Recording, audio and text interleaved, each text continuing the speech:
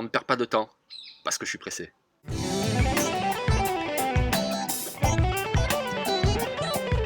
Bonjour à toutes et bonjour à tous. Voilà, la saison universitaire démarre. Donc, première vidéo du pressé. Donc, cette année, on fait un nouveau format. Tous les vendredis, on va parler d'un match en particulier du samedi. Et pour ce faire, à chaque fois, je serai accompagné d'un spécialiste de cette université. Donc là, écoutez, demain, c'est la week 0. Et le match à suivre de cette week 0, c'est Notre-Dame qui joue contre Navy. Donc, du coup, j'ai le plaisir d'être accompagné d'Augustin. Augustin qui s'occupe du compte notre-dame.fr. Salut Augustin, comment ça va? Salut Jean-Mi, salut à tous. Moi je vais très très bien. Content de parler de Notre-Dame et du match à Dublin demain. Bah oui, tu m'étonnes. En plus, voilà, on est excités. C'est le début de la saison. On est tous trop contents. Voilà, c'est très Mm. bien.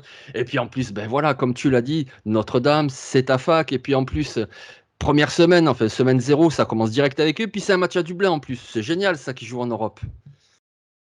C'est pas la première fois, c'est la troisième fois que Notre-Dame se déplace à Dublin. C'est quelque chose qui se fait de façon récurrente maintenant depuis quelques années en raison de la communauté, enfin du lien entre Notre-Dame et l'Irlande. Donc voilà, c'est la deuxième fois que c'est face à Navy, donc c'est cool, c'est cool, c'est cool. Il y a plein de choses à dire. Même trop de choses, Zappa. Donc il va falloir qu'on se ménage. Oui, oui, oui. Justement, tu vois, tu le disais, les liens avec la communauté irlandaise, toutes les équipes aux États-Unis, ils ont toujours un surnom comme ça, etc. Vas-y, rappelle-nous, c'est quoi le surnom de Notre-Dame? C'est les Notre-Dame Fighting Irish. Édouard Sorin, qui a fondé la fac de Notre-Dame, était des Irlandais. Il y a eu souvent après des directeurs de l'université qui étaient d'origine irlandaise. Et de fil en aiguille, voilà, c'est devenu les Fighting Irish, les Irlandais face au reste qui se battent. Voilà, c'est ça. Voilà, c'est ça, les combattants irlandais. Donc, du coup, ils jouent à Dublin. Ben oui, ça paraît naturel, quoi. Ça paraît naturel. Ok, avant de rentrer dans le vif du sujet, on va juste la question traditionnelle. Augustin, tu habites où et tu fais quoi dans la vie? Alors moi, je suis étudiant et j'habite en région parisienne. Voilà. D'accord. Et Ça donc, me laisse les du activités. temps. Ça me laisse du temps pour regarder Notre-Dame. Ah, c'est parfait. Tu étudies quoi, si tu veux bien le dire? Du droit, je fais des études de droit. Voilà. Ouais, très bien. La tête, aïe, aïe, aïe. De toute façon, voilà, c'est Notre-Dame, on le sait. C'est une université quand même qui est réputée pour un bon niveau académique. Donc, Oui, écoute, voilà, donc ça tombe bien. et qui le revendique. Ouais, oui, c'est très bien, c'est très bien. Parce que voilà, c'est ça qu'on veut. Ce qu'on veut, c'est des étudiants athlètes. Voilà, c'est très bien les athlètes, et puis c'est très bien, même s'ils sont pas très bons, ça leur donne une chance d'aller quand même à la fac et tout. On aime ça aussi, c'est pas un problème. Mais si en plus ce sont des étudiants athlètes, c'est encore mieux. Donc c'est parfait pour Notre-Dame. Ok, donc ensuite, toi, Augustin, donc je l'ai dit, tu t'occupes du compte FR de Notre-Dame. Voilà, je vais l'afficher à l'écran pour ceux qui ne le sauraient pas et puis qui puissent aller te suivre. Et puis sinon, tu collabores aussi avec le site The Trick Play. C'est ça. Site et podcast que j'ai fondé avec tous mes autres amis. Et voilà, on parle un petit peu de collège football. Oui, oui, d'ailleurs, voilà, je vais mettre une petite vidéo et vous allez voir pour ceux qui ne connaîtraient pas, qu'est-ce que c'est The Trick Play.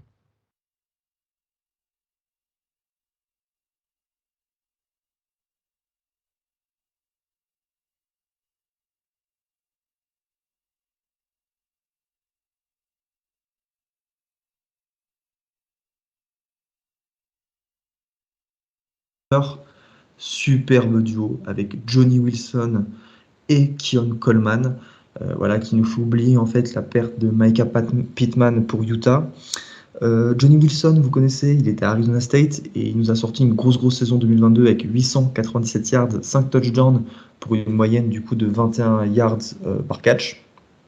C'est un receveur qui est atypique. Dernière question te concernant, Augustin, pourquoi Notre-Dame?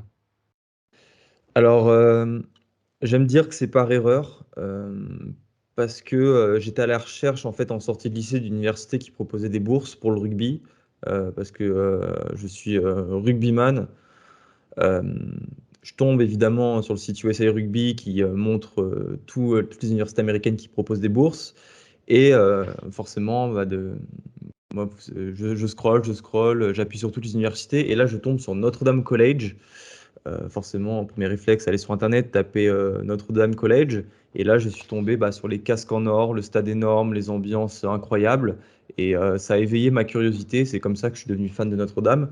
Et pour l'anecdote, il ne s'agissait pas de l'Université Notre-Dame que je soutiens, qui du coup qui offrait des bourses, mais d'une petite université dans l'Ohio qui avait mais littéralement rien à voir avec les Fighting Irish. Voilà. Ah, Donc d'accord. c'est par erreur que je suis fan de Notre-Dame. Ok, ouais, c'est pas mal ça. Mm. Ouais, ok. Ouais, je crois que tu as bien fait de prendre celle qui est à South Bend, parce que celle de l'Ohio, peut-être qu'elle est bien, je la connais pas, mais a priori, bon, ouais, c'est peut-être mieux celle à South J'ai eu de Bend. la chance, j'ai eu de la chance. Ouais. Donc, on vient de le dire, c'est à South Bend. Alors, South Bend, pour ceux qui ne le connaîtraient pas, qui ne sauraient pas, c'est dans l'Indiana, l'État de l'Indiana. Mais c'est plus près de Chicago. Voilà, c'est à 150 km à l'est de Chicago. C'est d'ailleurs pour ça que dans la ville de Chicago, il y a énormément de fans de Notre-Dame.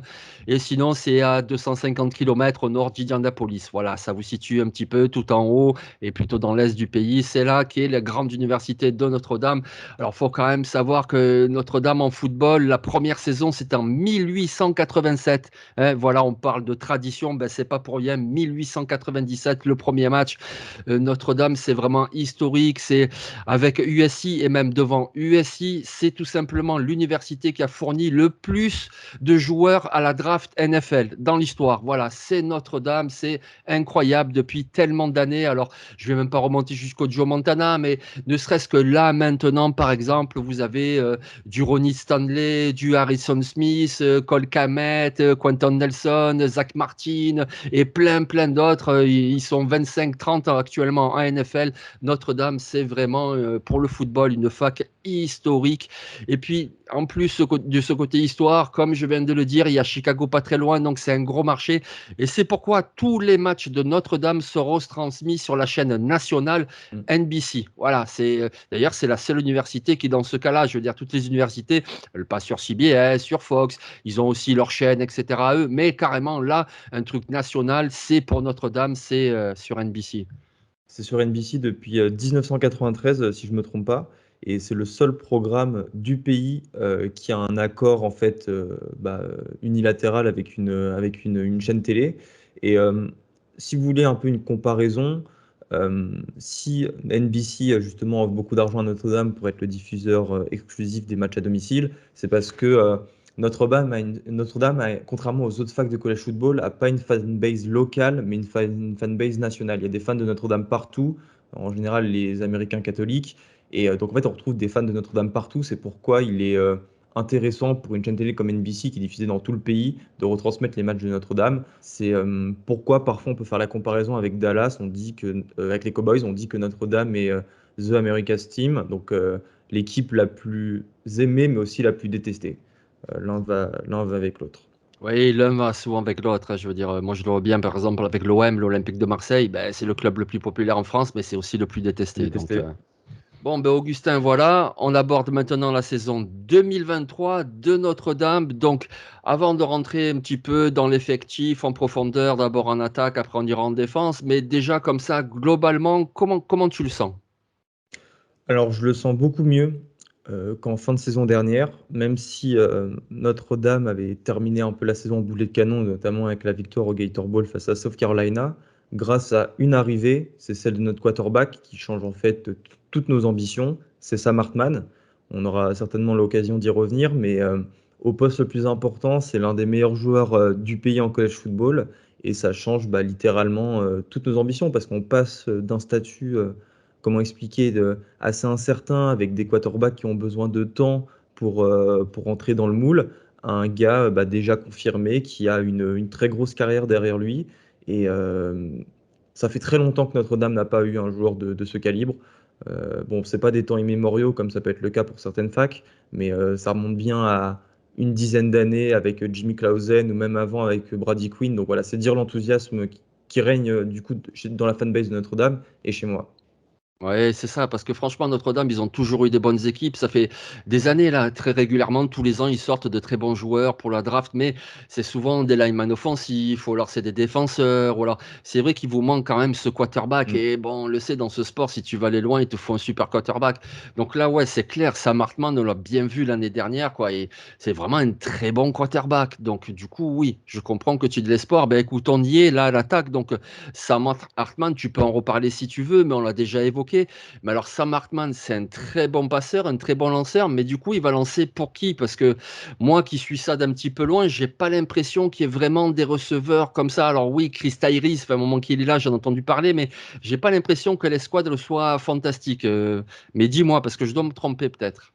Non, c'est vrai. Si on se quitte sur le souvenir de l'an dernier, les squads de receveurs de Notre-Dame n'est pas fantastique.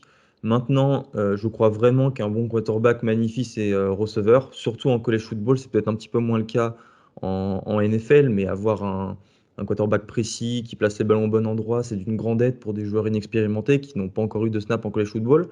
Maintenant, on parlait de Chris Tyree, qui est un running back, on l'a repositionné dans le slot. On a nos joueurs qui étaient freshmen et qui étaient très bien classés dans leur classe de recrutement respectif qui vont émerger. Et de ce qu'on entend des spring practice et des summer practice en ce moment même, euh, il y a quand même beaucoup d'espoir. C'est pas une faiblesse à Notre-Dame, les receveurs. Il faut qu'un go-to guy, comme un peu à la façon d'A.T. Piri l'an dernier avec Wake Forest, émerge à Notre-Dame. Et justement, alors pour toi, ça serait qui si tu avais comme ça un nom à donner aux gens qui vont suivre les matchs cette année? Jaden Thomas, un gros receveur, mais pour moi, le riser, celui qui peut tout exploser, c'est Tobias Merriweather, un receveur qui est à 6'4". Alors, excusez-moi, mais leur système métrique, enfin, je comprends rien, donc je sais pas combien ça fait, mais on est à plus d'1m90, on doit être Oui, voilà, presque à 1m90. 92, 93, Voilà. ouais, ouais.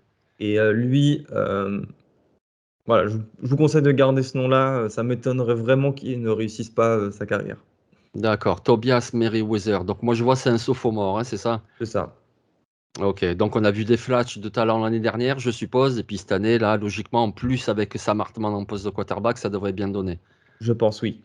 Après, encore une D'accord. fois, il faut confirmer les attentes et c'est en attaque notre seul point d'interrogation. OK, ouais. Ouais, parce que sinon après, oui, effectivement, tu vois, moi j'avais un petit peu un doute sur le poste de receveur, mais après, il y a d'autres choses qui sont très importantes en attaque. Alors, quarterback, c'est bon, check, il y a un très bon quarterback, mais après, c'est quand même le jeu au sol et puis c'est la ligne offensive.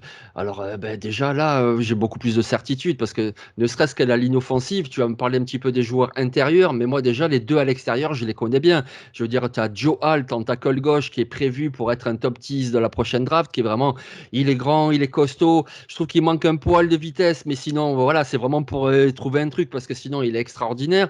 De l'autre côté, tu as Blake Fisher qui m'a l'air très très bon aussi, qui, à mon avis, a aussi un avenir à NFL. Alors, peut-être pas au premier tour, mais c'est quelqu'un qui jouera, je pense, à NFL. Donc, tu as déjà les deux tackles. Et à l'intérieur, je sais pas. Et à l'intérieur aussi, c'est talentueux.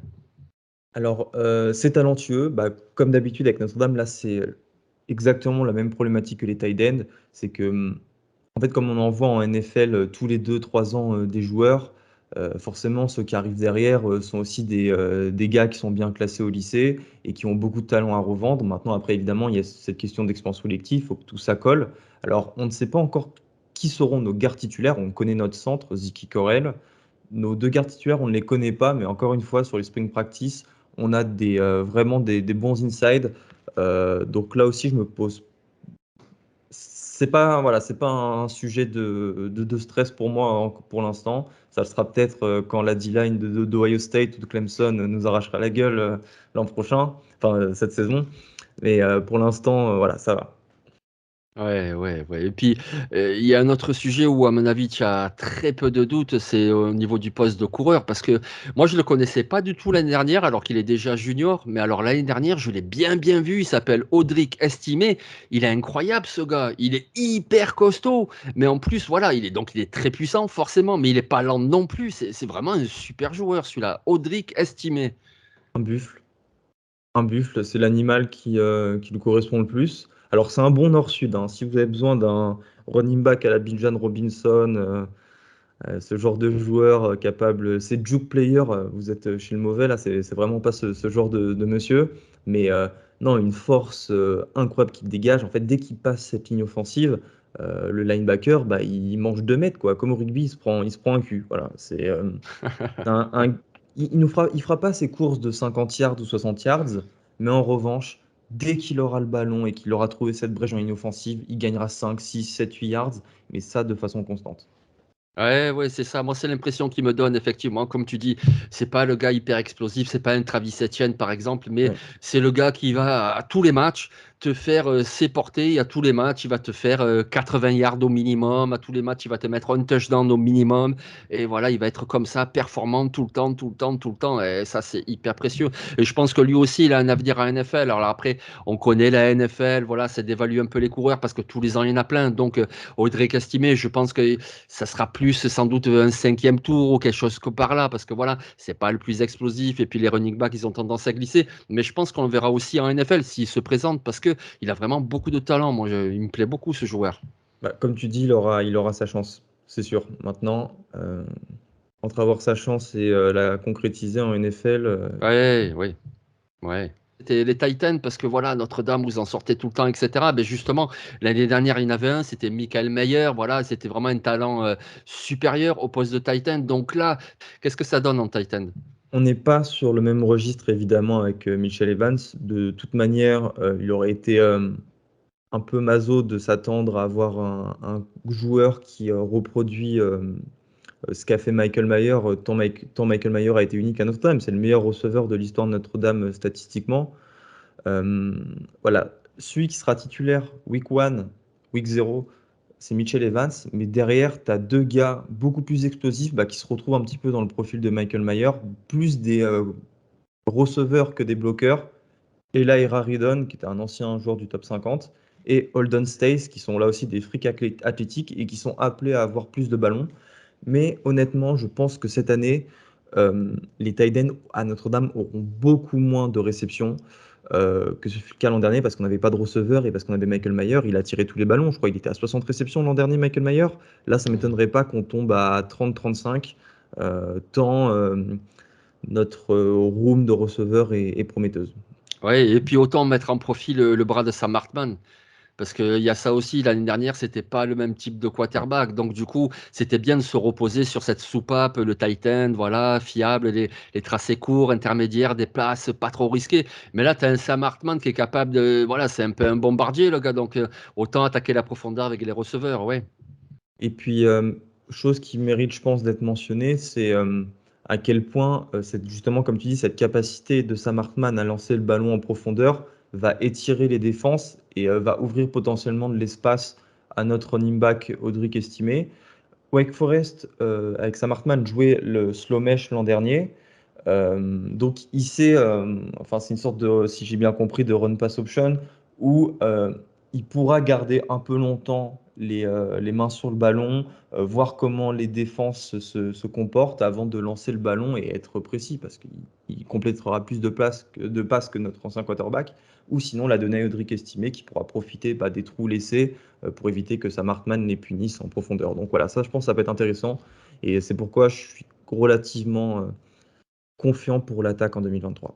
D'accord. C'est qui votre coordinateur offensif déjà? Alors oui, ça a été un feuilleton. C'est Gerard Parker, c'était notre coach des tight end l'an dernier. Il avait déjà été coordinateur offensif à West Virginia.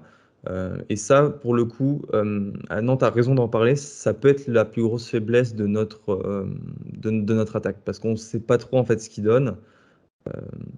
Voilà, il est peut-être pas au niveau de Notre-Dame, si je peux me permettre. D'accord, ok. Ça peut faire un Ouais. petit peu peur, mais Et ouais. il Surtout que aura les armes.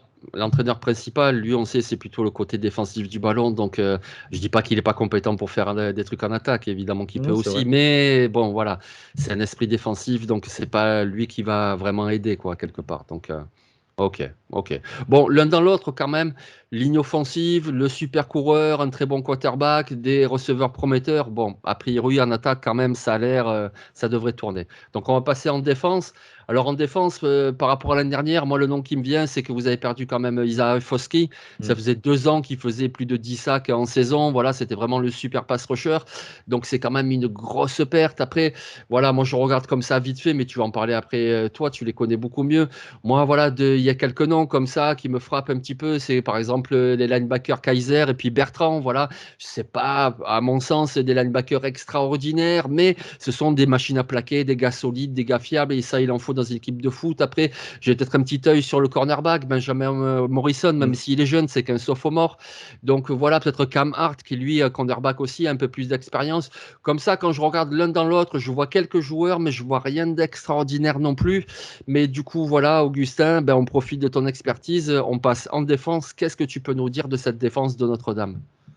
Alors, c'est une défense, je pense qu'on va commencer par la D-line, qui qui retourne en fait très peu de production et c'est notre plus grosse faiblesse dans cet effectif. Voilà, la D-line, alors que les années précédentes, ça avait été plutôt des forces avec Isaiah Foskey, Deli Nace, qu'aujourd'hui au Ravens, les frères Okwara, Romeo et Julian, tout ça.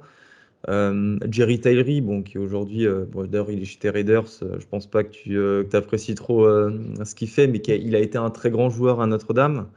Et voilà, là, on manque en fait de menaces prouvées sur ce pass rush. Donc c'est un petit peu inquiétant. Maintenant, on a les joueurs, on a de la profondeur, mais on ne sait pas ce que ça donne parce qu'ils n'ont pas eu de production l'an dernier. Donc là, on avance un petit peu dans le vide. Et moi, c'est quelque chose qui m'inquiète un petit peu, d'autant plus que notre coach de la D-line est un très bon recruteur, mais n'a jamais réellement fait ses preuves en tant que coach. Donc voilà, moi je suis plutôt inquiet sur cette D-line, même s'il y a des échos positifs des spring practice, mais ça c'est comme tout le monde. Enfin, quand on écoute les Ouais, journalistes, là Notre-Dame, on est champion national cette année, donc et toutes les années qui suivent. Donc voilà, ouais, ouais, c'est ça. Est-ce que tu es un peu plus rassuré par les deux autres niveaux, que ce soit le second rideau, les complètement. linebackers? Ben, on va commencer par les linebackers, alors puis après tu nous parleras un petit peu de la secondary. Alors les linebackers, il y a un trio. Tu as parlé de Jack Kaiser, J.D. Bertrand qui sera notre middle linebacker et Maris Lufao. Ce sont trois bons joueurs. Maintenant, ils ont peut-être pas cette dimension athlétique qu'on attend chez le linebacker, notamment chez le linebacker de sec ou même de Big Ten maintenant. Mais derrière, ce qui est bien, et ça va stimuler tout le monde parce qu'il y a de la concurrence, c'est la présence de très très bons joueurs, qui étaient d'excellents joueurs lycéens. Là, j'ai trois noms à donner. Drake Bowen, Jalen Sneed et Nolan Ziegler, qui sont trois joueurs qui devraient obtenir du temps de jeu, tant ils ont du talent et tant en fait ils apportent voilà, cette dimension physique de vitesse à ce corps, à cette escouade de linebacker.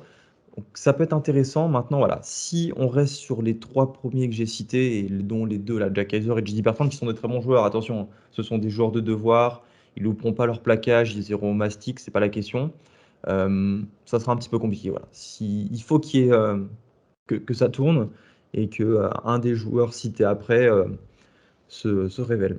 Ouais, je vois ça, oui. Et quelque part, ça peut, parce que si tu as des gars comme ça, solides, qui font assez peu d'erreurs, qui ont une bonne lecture du jeu, qui vont bien au mastic et il en faut, etc. Et donc, comme tu dis, si derrière, tu en as au moins un ou deux qui apportent cette vitesse, un peu un Jérémia ou Sokoramoa, qui là, on voit Exactement. pas, Mm. mais peut-être que ces gars-là, ils vont commencer à prendre des snaps cette année, à se montrer, puis l'année prochaine, voilà, ils seront. Ouais, ok, c'est comme ça que je le comprends. Ok, et donc, et pour la ligne arrière, alors? Alors, super duo de cornerback. C'est notre Ouais, meilleur duo de cornerback depuis Julian Love, Troy McBride. Benjamin Morrison, true freshman, saison exceptionnelle l'an dernier. 6 interceptions, incroyable sur le run stop. C'était l'un des meilleurs joueurs dans sa capacité à se défaire des blocs pour aller chercher les coureurs ou voilà, les joueurs dans l'espace. Ça, c'est assez impressionnant à voir. Donc, si vous devez regarder un joueur sur cette secondary, c'est Benjamin Morrison.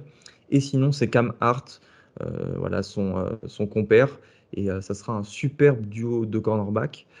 On ne peut pas en dire autant des safety parce que là aussi, il y a des incertitudes. Alors, on a un bon joueur qui s'appelle Xavier Watts, mais à côté, on est allé chercher des transferts, notamment un nickel d'Oklahoma State qui s'appelle Thomas Harper. voilà, ce sont a priori des bons joueurs, mais il faut les voir en jeu, il faut voir ce que ça donne parce que là, pour l'instant, c'est juste des attentes et rien de plus. Il n'y a pas de production, donc voilà, il y a un petit trou chez les safety quand même. Ouais, ouais, bon, après, tu peux pas non plus avoir tous les postes Non. bien comblés, etc. Donc là, tu as déjà une pépite avec Morrison en cornerback. Voilà, tu peux pas avoir encore un Kyle Hamilton au poste de safety. Mm. Voilà, ça varie au bout de 2 3 ans. Un coup, c'est un safety, un coup, un corner. Bon, ne serait-ce que tu en as déjà un et autour, tu mets des bons joueurs, c'est quand même pas mal. Et puis donc, comme on l'a évoqué tout à l'heure, il y a Marcus Freeman, c'est l'entraîneur. Avant cela, il était coordinateur défensif. On sait que c'est un très bon esprit défensif. Donc, rien que ces schémas, ça peut quand même faire la différence aussi. Ah, je suis tout à fait d'accord, surtout qu'il a ramené ça, vous allez être enfin, je suis content de dire cette anecdote. Il a ramené le coach et cornerback de Cincinnati parce que Freeman était coordinateur défensif à Cincinnati avant d'arriver à Notre-Dame, qui est Mike Mickens, qui est le mentor d'un certain Sauce Gardner en NFL. D'accord. Oui, Donc oui, voilà. ils avaient aussi Kobe Bryant, mais Oui, surtout Sauce Gardner. Mais bon, il y en avait même un deuxième, donc enfin, vraiment, ouais, apparemment, c'est un gars, ouais, il sait bien les développer, quoi. donc voilà, ça c'est plutôt cool. Donc c'est bien, ouais, un super talent brut comme ça, Benjamin Morrison, si en plus elle a un bon coach pour lui apprendre les bonnes ficelles, les erreurs à ne pas faire, les placements, et ainsi de suite, ouais, ça peut donner quelque chose de lourd, quoi. Complètement, Ok. et ça c'est cool. Maintenant, Ah, on verra si les quarterbacks adverses lancent sur Benjamin Morrison. En général, ouais, c'est pas le cas. Il y a toujours ces cornerbacks en NCAA, en année freshman ou sophomore, leur première année, 6-7 interceptions, et la seconde, c'est tu vrai, passes à zéro, quoi. Bah, Brandon c'est vrai. Joseph, ça avait été ça. Il était passé de Ouais, ouais. 9 interceptions à Northwestern à 2 l'année suivante avec les Wildcats. À Notre-Dame, il a encore fait pire. Il était à 1. Voilà. Donc, Ouais. Mais c'est vrai, oui, quand tu regardes pas les matchs et que tu regardes que les stats, tu dis, ouh, il a baissé, lui, je pensais qu'il allait. Mais en fait, non, il est plus visé du tout, quoi. Mais après, quand le mec est pas visé, alors certes, il fait pas des stats, ok, je veux bien, mais en même temps, généralement, ça veut dire aussi qu'il te bloque le meilleur receveur adverse. Parce que si lui, il est pas ciblé, ça veut dire que le meilleur receveur adverse, il reçoit pas le ballon non plus. Donc, du coup, c'est bien aussi. Alors, c'est pas bien pour le joueur pour briller, pour dire, voilà, regardez ce que j'ai fait, les interceptions. Mais bon, pour l'équipe, c'est quand même ça, de ça qu'on parle. Pour l'équipe, c'est bien. Il va te bloquer le meilleur receveur. Et puis, si le quarterback l'est vite, eh ben, tant mieux pour vous. Le meilleur receveur adverse, il n'est pas visé, eh ben, c'est tout bénéfice. Bon, ok. Donc, l'un dans l'autre, en défense, il y a une defensive line à voir ce que hmm. ça peut donner. Et puis ensuite, sinon, c'est plutôt solide, quoi, avec des linebackers bien fiables, voilà, des joueurs sur qui on peut compter, plus des petits jeunes de talent qui devraient s'intégrer dans la rotation. Et puis une secondary avec quand même une pépite, un cornerback expérimenté avec Cam Hart, et puis à voir ce que ça va donner les safety. Mais bon, l'un dans l'autre, voilà, ça paraît pas une défense top 5, mais ça Non. paraît pas non plus une défense 120e, quoi. Ça paraît, Non. bon, quand même pas trop mal. Oui, je pense qu'on sera. L'objectif, c'est d'être d'une défense, d'aller du top 15. Bon, je pense qu'on sera pas loin. Hmm. Et voilà, ça me paraît être un bon endroit où la placer. Ok. Bon, bah écoute, bah, du coup, la saison elle commence demain. C'est le match contre Navy. Alors, Navy, franchement, moi, j'ai pas grand-chose à dire, si ce n'est que je sais que toutes les universités de l'armée, que ce soit Army, que ce soit Navy, que ce soit Air Force, eh ben, ça fait que courir. Donc, je suppose que c'est la même chose. Qu'est-ce que tu peux nous dire sur Navy? T'as un petit peu des trucs? Alors oui, Navy est une rivalité avec Notre-Dame qui est jouée tous les ans. Ah, tiens, ouais. L'an dernier, on avait joué dans le stade des Ravens. Voilà, c'est toujours comme ça, hein. En général, on essaye d'aller à mi-chemin entre South Bend et là où ils sont situés dans le Maryland, si je dis pas de bêtises. Ouais, Ouais, je ouais. crois que c'est Annapolis. Bref. Non, donc oui, Navy joue la triple option, voilà, qui demande beaucoup de courses. Mais je pense que ça peut changer cette année. Alors pourquoi ça va changer? Parce que Ken Niumatalolo, qui est le coach de Navy en fait depuis 2007, est parti. C'est le coach le plus victorieux de l'histoire de Navy et il part cette année. Donc c'est quand même une chose importante à noter. Alors ça peut être, évidemment, c'est plus une mauvaise chose qu'une bonne chose, mais ce qui s'est passé à l'intersaison, c'est que le nouveau coach était le coordinateur défensif, Brian Newberry, et il allait chercher le coordinateur offensif de Kennesaw State, et on s'attend à ce que Navy lance plus le ballon. D'accord. Donc on sera plus sur du 2-3 passes par match, à chaque fois des trick plays, et en plus, enfin, l'année dernière, on s'en était pris deux en touchdown, enfin, c'était catastrophique. Là, ça devrait plus lancer le ballon, mettre encore plus d'incertitude. Et ça peut être une source voilà, de stress pour la défense de Notre-Dame, parce que c'est un enfer hein, pour les défenses de défendre la triple option. Je suis content que ça arrive au début de la saison, comme ça on a à se préparer voilà, en août, une semaine, ça arrive pas en plein milieu, où il faut arrêter toute sa préparation, se concentrer sur un football qui a rien à voir avec celui qui est pratiqué aujourd'hui, puis après le match, repartir dans le vrai football, entre guillemets. Ça arrive au bon moment pour nous, donc de ce côté-là, moi je suis content. Mais il faudra faire attention à cette attaque voilà, qui sera encore plus roublarde, je pense. D'accord, ok, c'est très intéressant. Écoute, je vais juste dire un mot, mais tu me corriges, t'hésites pas, hein, si je me trompe, mais pour ceux qui connaîtraient pas la triple option, en fait, c'est que vous avez le quarterback, évidemment, qui est derrière le centre, mais la particularité, c'est que vous avez deux coureurs derrière lui, donc c'est ça la triple option, c'est-à-dire que ben, le quarterback, il peut la garder et généralement courir, c'est ce qui se passe dans ce système, ou la donner au running back qui est plutôt sur sa gauche, ou au running back qui est plutôt sur sa droite, et donc on ne sait pas lequel va porter le ballon, c'est ça la triple option, et c'est pour ça que c'est quand même difficile à défendre. Mais alors, si en plus, Navy bah forcément, ils vont continuer quand même à faire un petit peu ça. Mais si en plus, comme tu le dis, ils vont ajouter un peu plus de jeux aériens, ouais, ça pourrait être un match très intéressant quand même. Oui, ils vont rajouter du jeu aérien, mais disons pas n'importe quoi non plus. Ça restera Ouais, à 95%, 90% du jeu à la course, mais voilà. ouais, ouais, Ça ils vont pas faire ajouter, de la air raid non plus, quoi, hein. ouais. Oui, j'imagine bien. Ouais. Voilà, non, mais ouais, c'est ça. C'est vraiment difficile à défendre. C'est aussi très impressionnant quand on connaît pas la triple option de regarder pour la première fois un match. C'est que même à la télé, on ne voit pas où est le ballon. Ils Hmm. arrivent à le. Ils ont un timing qui est assez exceptionnel, bah, qui est presque, j'allais dire, martial. En étant une académie militaire, il y a une telle précision euh, qu'ils arrivent en fait à se cacher. Parfois, tu vois la défense, tu vois les 11 joueurs partir tous du même côté, et le ballon, en fait, Ouais. il est à l'autre bout. Ils, ils ont voilà, cette capacité à Ouais. être hyper précis, à masquer leur jeu, et c'est assez impressionnant. Ouais, c'est ça. Ça Ça me fait suffira pas penser. pour. Ouais. Pardon, mais ça me fait penser un peu à des trucs de dessin animé ou de série, tu vois. C'est là que tu vois ça, quoi. Où tu vois le gars, en fait, il a le ballon sous son maillot, puis tous les autres, ils sont là-bas, puis d'un coup, Exactement. après, il Mm. court. Enfin, ça fait penser à ça. Mais ouais, c'est vrai que ça se fait pas beaucoup, la triple option, mais c'est spectaculaire. Moi, je me rappelle de ça il y a une dizaine d'années, quand c'est Georgia Tech qui le faisait beaucoup, beaucoup. Et c'était assez Mm. impressionnant, ouais, effectivement. Bon, écoute. Exact. Bon, après, on va pas non plus survendre la Non. peur aux gens qui nous écoutent. Quand même, a priori, on peut dire que pour le prono, tu es plutôt confiant? Oui, très confiant. Et ça pourrait être très lourd. La note pourrait être très salée. Ouais, oui, je Mm. pense aussi, ouais. Je pense aussi parce que c'est intéressant ce qu'ils vont faire en triple option, en attaque et tout, mais après les défenseurs, c'est pas que je veux parler sans les connaître parce que je les connais pas du tout, mais j'ose imaginer que quand même en défense, c'est pas non plus des monstres et tu vas te retrouver avec du Sam Hartman, tu vas te retrouver avec du estimé qui va te défoncer, tu vas te retrouver avec des pass rushers de Navy qui vont faire face à Joe Alt, futur top 10 NFL. Enfin bon, ouais, ça risque d'être quand même compliqué pour eux, quoi. C'est pourquoi moi je vois Notre-Dame à plus 30, c'est beaucoup. C'est pour le collège football, mais voilà, ça arrive toutes les semaines. Mais voilà, je pense voilà, Notre-Dame plus 30, ça me paraît être un pronostic assez plausible et je pense que allez, Vegas, là, quand ils sortiront les cotes, on sera sur du au moins plus 21, quoi. Au moins. Ouais, ouais, je pense. Ok, ben écoute, tu sais quoi, Augustin, vu que là c'est le tout début de la saison, ben on va jeter vite fait un œil ensemble sur le calendrier. Donc ça commence par Navy.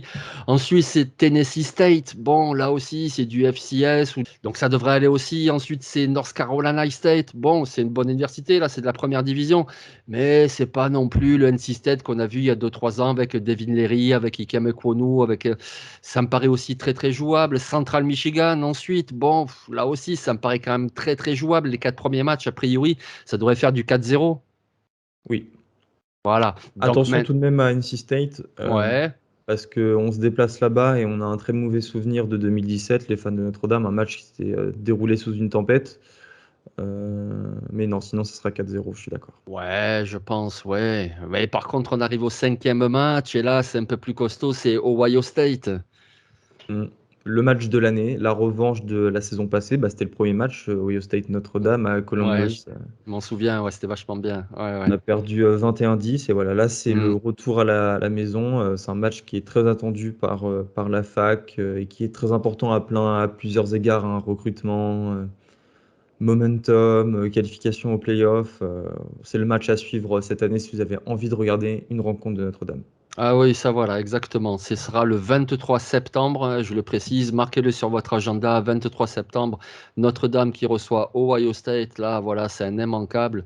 Et puis si vous aimez Notre-Dame et puis que vous voulez encore d'autres immanquables, je vais vous en donner encore deux. Écoutez, le 14 octobre, forcément, c'est la réception de USC, Los Angeles, parce que c'est la rivalité historique. Et puis en plus, USC cette année, attention, c'est du costaud. Ouais, rivalité, c'est notre plus grande rivalité, USC. Caleb Williams qui arrive à South Bend, la défaite de l'an dernier. Voilà, les deux équipes seront certainement dans le top 10 ou dans le top 15 de l'AP Poll. C'est un match qui sera certainement choisi pour le college, l'ESPN, pardon, College Game Day. C'est un match qui peut être très important aussi pour ce que je viens de dire pour la course au playoff. Donc voilà, c'est aussi un grand match. On a beaucoup de chance cette année. Ah ouais, ouais, donc le 14 octobre, hein, je le répète, voilà, c'est la réception du SC qui se déplace donc à Notre-Dame le 14 octobre, ça va être très très bien. Le 4 novembre, là aussi, un match à ne pas manquer, c'est un déplacement ce coup-ci de Notre-Dame, c'est pour aller à Clemson. Très gros match. On est sur une série. Enfin, on a écrasé Clemson l'an dernier, 35-14. Et c'est devenu une sorte de petite rivalité maintenant depuis 2014 avec Clemson. On s'est affronté plusieurs fois. Voilà, depuis 2014, ils sont à 3 victoires et nous 2 défaites. Il y a un petit truc qui est en train de se créer entre les deux facs et ça va être très intéressant. Et là aussi, vu qu'on est sur la fin de saison, ça peut avoir une très grande importance pour les playoffs parce que Clemson, ce sera son match le plus compliqué. J'ai oublié s'ils affrontent Florida State cette année, mais bref, c'est pas important. Donc voilà, ça sera aussi un match avec beaucoup d'enjeux pour eux. Et ça, c'est plutôt cool. Ouais, ouais, et puis c'est bien que vous ayez, j'ai pas compté, mais 7, 8 matchs avant ça pour la défense, pour se préparer, parce Pour que se quand même, préparer, ouais, exact. ouais, Caleb Klutnik, moi franchement, le quarterback de Clemson, il m'a déjà beaucoup plu, le peu qu'on l'a vu l'année dernière, je pense qu'il va tout déchirer cette année. Il y a Will Shipley, le coureur, on ne sait jamais si Bo Collins, le receveur, revient en bonne santé, enfin bref, Et un l'attaque de nouveau, Clemson. et un nouveau coordinateur offensif. Oui, en plus, oui, le frère de Lincoln Rallier, c'est ça, c'est Voilà, quoi, c'est Garrett, je crois. Garrett. Voilà, oui, Il oui, en vient de plus. gagner le titre de meilleur Avec TCU, coordinateur du college football avec TCU et oui, qui a tu as raison. une attaque de dingue. Donc Clemson, Ouais, ça ouais, peut ouais, ouais. vraiment exploser là. Ça peut être l'année où ils reviennent entre guillemets sur le devant de la scène. Ouais, ouais, là aussi, donc sur vos agendas, qu'ils soient électroniques ou sur l'ordinateur, le 4 novembre, Clemson, Notre-Dame, voilà, c'est un match à ne pas rater. Donc voilà, on a vu bon, 3 matchs du calendrier, il y en a d'autres, etc. Allez, est-ce que tu as un prono à peu près pour cette saison en termes de bilan et puis playoff ou pas? L'objectif, c'est les playoffs. Ce ne sont pas mes attentes, c'est mon objectif. Mes attentes, c'est d'être au moins qualifié à un bowl du Nouvel An. Donc, Donc, excusez-moi, on va le rappeler pour ceux qui ne connaîtraient pas. Pour se qualifier à un bowl du Nouvel An, il faut qu'une université gagne 6 matchs minimum. Donc, non, pour se qualifier à un bowl, en fait, un bowl, il faut gagner 6 matchs. Et après, les bowls du Nouvel ah An, oui, ce oui, sont les bowls les plus prestigieux. Sur les 6 bowls, Peach, Rose, Fiesta, Sugar automne. et Hmm. Cotton, et j'en ai oublié un forcément. Bref, c'est pas important. Il y en a 2 qui servent de demi-finale pour les playoffs. Si on fait partie des 4 meilleures équipes du pays, on sera en demi-finale et on jouera l'un de ces 2 bowls. Et si ce n'est pas le cas, on jouera, à condition évidemment qu'on fasse partie après des meilleures équipes ensuite, on jouera un de ces bowls du Nouvel An. Et voilà, ces bowls ont beaucoup de valeur historique, un petit peu moins aujourd'hui parce que les joueurs, enfin comme tu le sais, opt-out pour se préparer à la draft NFL. Mais voilà, moi c'est mon attente. Et si je devais donner un bilan, euh, objectif, ça serait 10-2, donc 10 victoires, 2 défaites. Euh, ça me semble bien, donc avec une victoire face à l'un des 3 gros, mais on peut clairement faire mieux, on peut clairement être à 11 victoires et une défaite, c'est pas du tout impossible. C'est pas rêver, c'est pas être delusional, comme disent les Américains. Donc voilà. Ok, ouais, écoute, je te le souhaite. Après, c'est vrai que, ouais, 2 victoires, ça veut dire que, ben, Enfin, je veux dire 10-2, deux défaites seulement. Quand on pense qu'il y a USC, Clemson et Ohio State, ça veut dire que tu en bats au moins un de ceux-là. Et c'est possible de battre au moins un de ces trois-là. Oui, bien sûr, oui, c'est possible. Après, battre deux de ces trois-là pour faire, comme tu dis, 11-1, ouais, je sais pas. Moi, je trouve qu'il y a quand même encore un petit peu des manques dans l'effectif. Mais bon, après, c'est du football et oui, c'est possible. Mais si on bat les deux, on ira en playoff. Oui, ouais. Ouais, ben écoute, ouais, ben, en tout cas, on te le souhaite, hein, comme il dit Paga, mais ouais, c'est possible. Ok, ben voilà les amis, on a fait le tour sur Notre-Dame. J'espère qu'on vous a bien hypé. Écoutez, le match, c'est demain contre Navy. Tu as l'horaire en tête ou sinon, attends, je vais te dire ça. Navy, qu'est-ce que je vois? 2h30. Donc si je le mets à la sauce, c'est 18h30 ça, c'est ça? 18h30. Ah ben c'est parfait les amis. Écoutez, vous trouverez bien un stream. Je sais, l'USPN Player, ça n'y a plus, mais vous trouverez bien un stream ou un ami qui connaît un stream, il vous l'enverra. Et voilà, Notre-Dame contre Navy. Dès demain, plus 18h30, c'est un bon horaire. Et bien, vous matez ça. Il y a vraiment des joueurs à voir en attaque, des joueurs à voir en défense. En plus, il y a de beaux uniformes. Voilà, Ouais. ils ont un casque doré. Cette année, je ne sais plus quel match, ils vont avoir un beau maillot tout vert. Ohio State. Ben voilà, en plus contre Ohio State. Voilà, donc écoutez, c'est une bonne entrée en matière. Ne ratez pas ça demain. Ben écoute, merci beaucoup, Augustin. Merci Jean-Mi, merci à tous. Et vous retrouvez donc Augustin sur le Twitter FR de Notre-Dame. De toute façon, j'ai mis les liens. Vous le retrouvez également sur The Trick Play. J'ai mis les liens également. Donc, vous avez tout ce qu'il faut pour qu'on passe ensemble une très bonne année universitaire. Et nous, les amis, ben, on se retrouve la semaine prochaine. Et puis, ben, la semaine prochaine, je serai avec un ami d'Augustin, justement, puisque je serai avec Ryan, qui lui s'occupe de LSU. Et on fera une émission spéciale LSU juste avant le match LSU Florida State. Gros match. Yes. Allez, ciao tout le monde. Salut à tous. Eh ben voilà. Merci beaucoup Jean-Mi, c'était super. Ah, nickel. Ouais.